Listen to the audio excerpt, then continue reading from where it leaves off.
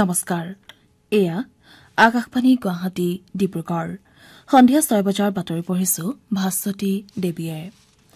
ৰাজ্যপাল গোলাপ চান্দ কাটাৰিয়াই আজি নামনি অসমৰ বিভিন্ন ঠাইত কেইবাটাও উন্নয়নমূলক প্ৰকল্পৰ উদ্বোধন কৰাৰ লগতে চলিত প্ৰকল্পসমূহৰ কাম কাজৰ অগ্ৰগতিৰ বুজ লয় ধুবুৰী জিলাৰ চাপৰ ৰঙামাটিস্থিত শৰৎচন্দ্ৰ সিংহ কৃষি মহাবিদ্যালয়ত উপস্থিত হৈ ৰাজ্যপালগৰাকীয়ে মহাবিদ্যালয়খনৰ নৱনিৰ্মিত প্ৰেক্ষাগৃহটো উদ্বোধন কৰে মহাবিদ্যালয়খনৰ সৈতে সংলগ্ন কৃষি বিজ্ঞান কেন্দ্ৰটো পৰিদৰ্শন কৰি ৰাজ্যপালগৰাকীয়ে কৃষি বিজ্ঞানীসকলক উদ্দেশ্যি ভাষণ প্ৰদান কৰে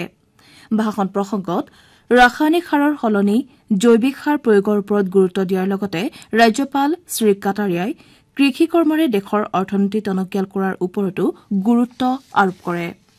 ৰাজ্যপালগৰাকীয়ে আজি চিৰাং জিলাৰ সদৰ কাজলগাঁওস্থিত আয়ুক্তৰ কাৰ্যালয়টো কেন্দ্ৰীয় আৰু ৰাজ্য চৰকাৰৰ বিভিন্ন আঁচনিসমূহৰ ৰূপায়ণৰ তথা কামৰ অগ্ৰগতি সন্দৰ্ভত এখন পৰ্যালোচনা সভাত অংশগ্ৰহণ কৰে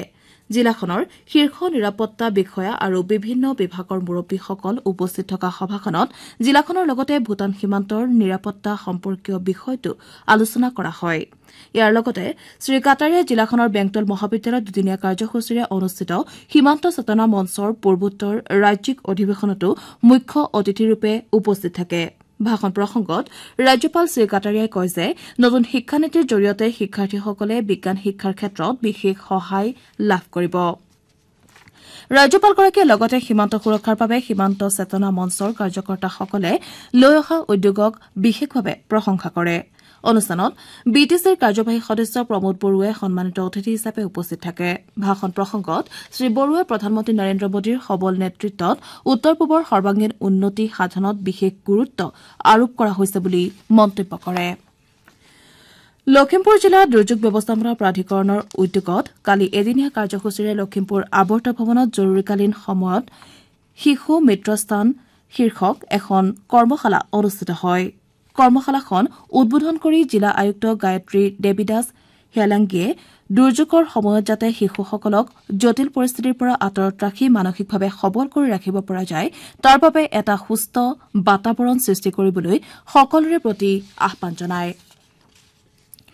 দেশভক্ত তৰুণৰাম ফুকনৰ পুণ্যতিথিৰ সৈতে সংগতি ৰাখি লখিমপুৰ জিলা প্ৰশাসনৰ উদ্যোগত কাইলৈ জিলাভিত্তিক দেশভক্তি দিৱসৰ আয়োজন কৰা হৈছে লখিমপুৰ আৱৰ্ত ভৱনত দিনৰ 11 বজাত অনুষ্ঠিত হ'বলগীয়া এই দিৱস উপলক্ষে মহান স্বাধীনতা সংগ্ৰামীগৰাকীৰ প্ৰতি শ্ৰদ্ধা তৰ্পণৰ লগতে অন্যান্য কাৰ্যসূচীৰ আয়োজন কৰা হৈছে যোৰহাট জিলা আৰক্ষীয়ে আজি চলিত বছৰৰ দ্বিতীয়খন অপৰাধ সম্বন্ধীয় সন্মিলন অনুষ্ঠিত কৰে সন্মিলনত সাক্ষ্য দোষী সাব্যস্তৰ হাৰ অভিযুক্তৰ চিকিৎসা প্ৰতিবেদন নিচাযুক্ত সামগ্ৰী জব্দৰ লগতে অপৰাধী কৰায়ত্বকৰণৰ দৰে অপৰাধ সম্পৰ্কীয় বিভিন্ন বিষয় আৰু ব্যৱস্থাৰ সন্দৰ্ভত আলোচনা কৰা হয় এই সন্মিলনত জিলা ন্যায়াধীশ আৰু আৰক্ষীৰ শীৰ্ষ বিষয়ববীয়াকে ধৰি যোৰহাট আৰক্ষীৰ বিষয়াসকল উপস্থিত থাকে সন্মিলনত গুণগত মানৰ তদন্ত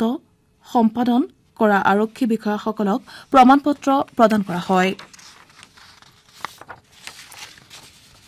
আকাশবাণী গুৱাহাটী কেন্দ্ৰৰ আঞ্চলিক বাতৰি বিভাগে আজি নিশা 8:02 দৃষ্টিপাত অনুষ্ঠানত কাৰ্গিল বিজয় দিৱসৰ 25 বৰ্ষপূৰ্তি সন্দৰ্ভত এটি আলোচনা প্ৰচাৰ কৰিব অনুষ্ঠানটি অৱসৰপ্ৰাপ্ত ব্ৰিগেডিয়াৰ ৰঞ্জিত বৰঠাকুৰ সমল ব্যক্তি হিচাপে উপস্থিত থাকিব অনুষ্ঠানটোৰ আঁত ধৰিব মানস প্ৰতিম শৰ্মাই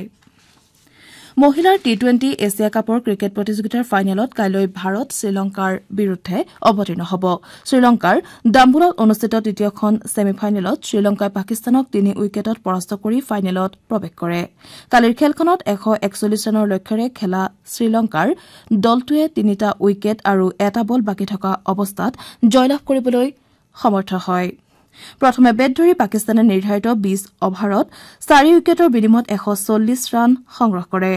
ভাৰতে প্ৰতিযোগিতাৰ প্ৰথমখন ছেমিফাইনেলত বাংলাদেশত 10 উইকেটত পৰাস্ত কৰি ফাইনেলত প্ৰৱেশ কৰিছিল 54 বলতে 81 ৰানৰ লক্ষ্যত উপনীত হৈ ভাৰতে খেলখনত জয়লাভ কৰে ইফালে ভাৰত আৰু শ্ৰীলংকাৰ পুৰুষৰ দলকেইটাৰ মাজত হ'বলগীয়া 3খনীয়া টি20 ক্ৰিকেট শৃংখলাৰ প্ৰথমখন খেল আজি শ্ৰীলংকাৰ পাল্লেকলেক আন্তঃৰাষ্ট্ৰীয় ক্ৰিকেট ষ্টেডিয়ামত অনুষ্ঠিত হ'ব খেলখন ভাৰতীয় সময় অনুসৰি সন্ধিয়া 7 বজাত আৰম্ভ হ'ব আমাৰ এতিয়াৰ বাতৰি ইমানতেই অন্ত পৰিল